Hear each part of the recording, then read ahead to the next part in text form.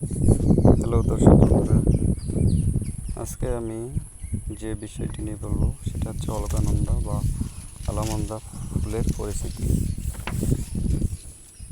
এই ফুলটির ফ্যামিলি হচ্ছে অ্যাপোসাইনেসি ফ্যামিলি, আর ফুলটির বৈজ্ঞানিক নাম হচ্ছে আলামন্দা কাঠার্টিকা। এই ফুলটিকে ইংরেজিতে গোল্ডেন ট্রাম্পেট বা ইয়েলো বেল নামেও ডাকা হয়। এই ফুলটার আদিভূমি হচ্ছে ব্রাজিলে। রবীন্দ্রনাথ ঠাকুর ব্রাজিলের এই অলমন্দা প্রজাতির ফুলের নামের সাথে মিল রেখে এই ফুলটির নামকরণ করেন অলকানন্দা।